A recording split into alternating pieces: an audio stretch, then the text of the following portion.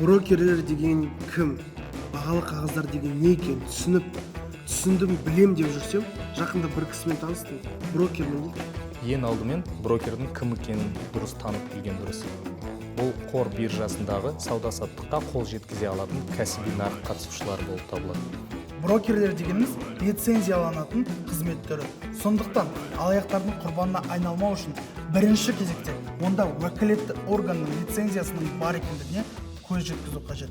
Агенттіктің сайтында барлық Қазақстанда лицензиясы бар брокерлер тізімімен таныссаңыз болады.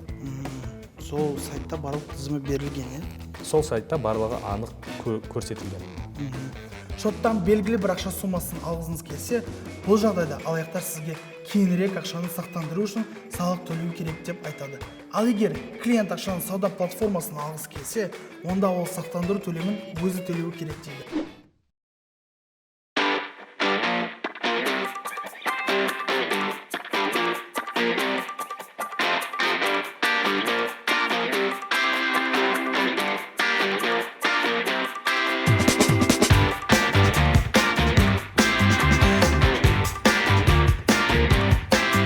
Кім өтірікші, кім шын айтатынын анық-қанығын анықтадым, оны білем енді. Бағалы қағаздар тақырыбы маған өте қызық. Мен алғым келеді акцияларды, бірақ қызық акцияларды. Нар тәуекелде бәрін ала беруге де болмайды екен. Енді соны білу керек. Қайсысын алуға болады? Нарық қорын анықтау керек, зерттеу керек екен.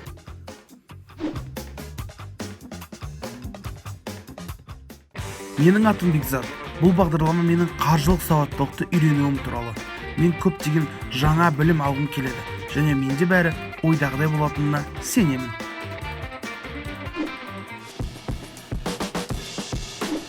Инвестицияны қалай бастауға болады? Сіз өзіңізге біріншіден лицензиясы бар, беделі бар, оның тәжірибесі бар брокерді таңдағаннан кейін сол брокерлік компанияда счет ашсаңыз болады. Счетты ашып, сол счетты қаражатыңызбен толтырып, содан кейін сауда жүргізсеңіз әбден мүмкін. Мысалы, Freedom Finance компаниясында счет ашсаңыз, счет ашылған кезде сізге жеке менеджер тағайындалады. Және инвестициялау барысындағы барлық сұрақтарыңызды сол менеджерге сұрап қойсаңыз, және бірге жұмыс істесеңіз болады. Мәміле жасаудың өте оңай 3 шарты бар. Біріншіден, сіз өзіңіз өз кабинетіңізден өз бетінше жасай аласыз, немесе дауыс бұйрығы дейді, сіз трейдерлерге звондап дауыс бұйрығын берсеңіз болады. Ал үшіншісі, жазылмалы түрде өзіңіздің өкілетті электрондық поштаңыздан солай трейдерлерге мәміле жасау туралы бұйрық берсеңіз, ол да әбден мүмкін. Жинақ ақшасы бар адамдар көбінесе оларды инфляциядан қорғау немесе инвестициялау арқылы көбейту мүмкіндігі туралы мәселелерге тап болады. Біреуі банктік депозиттерді таңдайды, біреуі шетел валютасын сатып алады, біреуі жылжымайтын мүлікке немесе алтынға ақша салады. Неғұрлым ірі инвесторлар өз капиталын бағалы қағаздар нарығына бағыттайды. Қор биржасында сауда-саттықты бастау үшін арнайы делдалдарының қор биржасындағы сауда-саттыққа қол жеткізе алатын брокерлердің қызметтеріне жүгінуі қажет. Брокер таңдалғаннан кейін сен қандай бағалы қағаздарға, акцияларға, облигацияларға, пайларға немесе басқаларына қалай салатыныңды айқындап алу керек. Акциялар мысалы құнын өсіру есебінен жоғары әлеуетті кірістілікті қамтамасыз ете алады. Бірақ сонымен бірге бағаның өзгеруі сияқты нарықтық көрсеткіштермен байланысты жоғары тәуекелдерге әкелуі де мүмкін. Облигациялардың жалпы сипаты акцияларға қарағанда кірісін болжауға болатындығы, себебі купондық сыйақыны эмитент облигацияны сатып алғанға дейін шығарылым проспектісінде ашып көрсетеді. Жаңадан келген инвестор тағы нені білуі керек? Оған қандай қаржы құралдар керек? Қандай мерзімде және қандай соманы салу керек? Оңтайлы портфельді қалай жинауға болады? Портфельді қалыптастырудың басты мақсаты ол әр тараптандыру, немесе диверсификация. Қарапайым сөзбен айтқанда, бұл алуан түрлілік.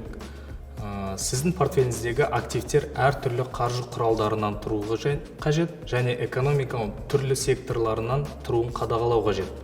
Мысалы, медицина, қорғаныс, технология және қаржылық секторден қағаздар алсаңыз болады. Әр түрліліктен басқа осы активтердің арасындағы тепе-теңдікті бақылау керек міндетті түрде. Түсінікті, оны түсіндік. Қор нарығының күрделі құралдары мен мәмілелер жасау үшін инвестор үлкен тәжірибе мен осы құралдардың ерекшеліктерін білуді қажет етеді.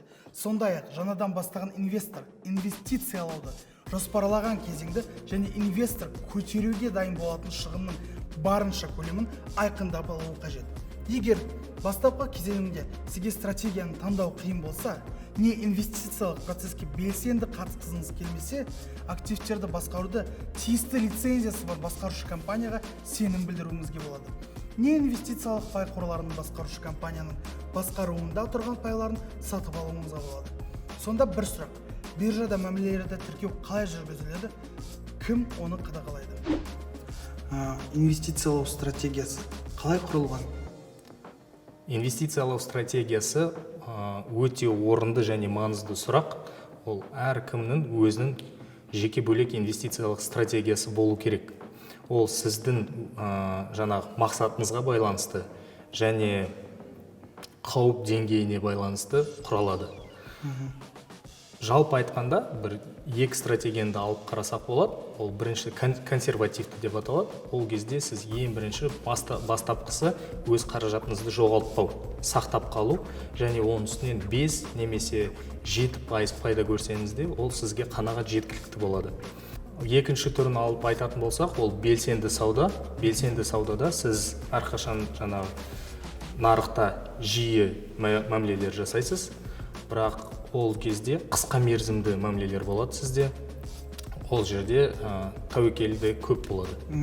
Қор немесе биржадан тыс нарықта жасалған бағалы қағаздар мен мәмілелерді тіркеу, брокер немесе орталық депозитарий бағалы қағаздарды есептен шығару және есепке алу бойынша тиісті операциялар жүргізу, клиенттердің шоттары бойынша жазбалар енгізу арқылы жүргізіледі.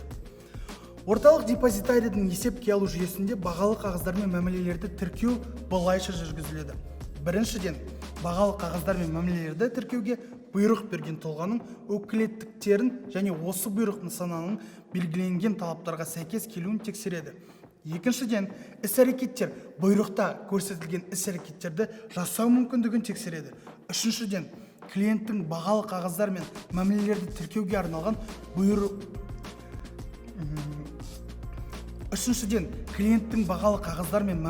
тіркеуге арналған бұйрығын орындау туралы оған есеп жіберу қамтылады. Сонда орталық депозитарий мәмілелер жасаудан бас тарта ала ма? Портфельді қалыптастырудағы басты мақсат ол әртараптандыру немесе диверсификация. Қарапайым сөзбен айтқанда, бұл алуан түрлілік.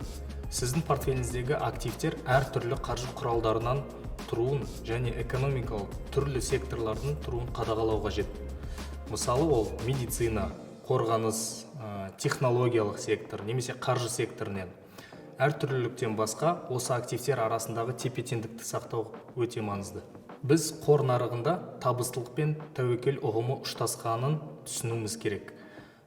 Тәуекел неғұрлым жоғары болса, соғұрлым жоғары бағдарландырылған кірістілік болады. Өзіміздің теориялық біліміміз бен практикалық тәжірибеміздің арқасында біз тәуекелдерді барынша азайта аламыз. Алайда, ешкім нарықтағы оқиғалардың қалай дамитынын 100% дәлелдікпен болжай алмайды. Сондықтан сіз инвестиция салғыңыз келетін қаржы құралдарын зерттегеніңіз дұрыс, немесе кәсіби брокерге сеніңіз. Нарықта күтуге шыдамды инвесторлар көп ақша табады. Қысқа мерзімде мәмілелер шығынға ұшыратуы мүмкін сізді. Ал ұзақ мерзімді инвесторлар перспективада жақсы кірістілікті алып келеді. Баланс инвестордың хабардар болуынан және өз капиталын тиісті мерзімге дұрыс бөлуіне тұрады. Әрине, орталық депозитарий бұйрық белгіленген нысанға сәйкес келмеген бұйрықта көрсетілген қаржы құралдарының ауыртпалығы. Орталық депозитарий клиенттерінің шоттарында ақша немесе қаржы құралдарының қажетті саны болмаған мәмілелердің Қазақстан Республикасының азаматтық заңнамасына сәйкес келмеген жағдайда және басқа да себептер бойынша бұйрықты орындаудан бас тарта алады. Мұндай жағдайда қор нарығында қандай пайда кепілдіктері бар жоғын білгің келеді ме? Пайда кепілдігін барынша арттыру үшін инвестицияны қалай мұқият салуға болады? Әрқашан және әлдеқашан сіз инвестицияңызды өзіңіз танып білетін құралға жасағаныңыз дұрыс болады. Ол үшін сіз мәміле жасар алдында алатын бағалы қағазыңыз бойынша уақытыңызды бөліп, зерделеп оқығаныңыз жөн. Одан кейін мен сізге әлдеқайда минималды болса да бір оқудан өтуіңізді ұсынар едім. Мысалы, біздің Freedom Finance компаниясының өзінің академиясы бар. Сіз ол жерде бастапқы трейдерден озық трейдерге шейін барлық оқу сатыларынан өтсеңіз болады.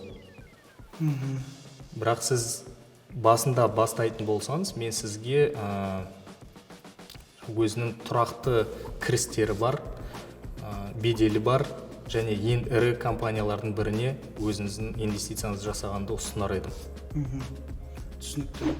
Бір адал брокер немесе басқарушы компания сіздің инвестициялар бойынша кірістілікке кепілдік бере алмайтынын есте ұстау маңызды.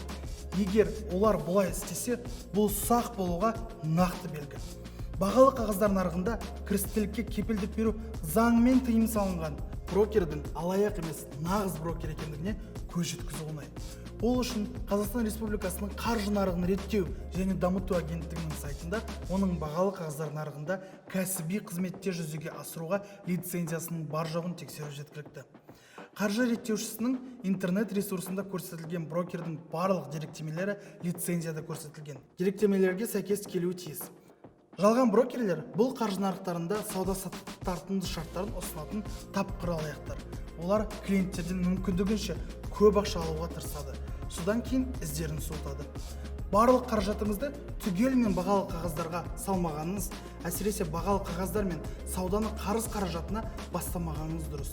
Егер сіз қаржылық сауаттылықты барлық заңдарын ұстанатын болсаңыз, инвестициялау тәсілін мұқият тыңдасаңыз, онда пайда болады.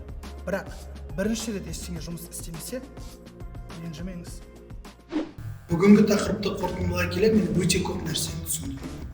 Өте көп нәрсені білдім. Сол себепті де өзімнің жиған тергенімді уайымдамай, қорықпай инвестицияласам болады. Негізі мен бұл бағдарламаның арқасында көп нәрсені білдім, көп нәрсені үйрендім. Бұл бағдарлама біткеннен кейін мүмкін мен басқа адам болып шығармын. Тіпті жай ғана басқа адам болмай, бәлкім инвестор да болуым мүмкін.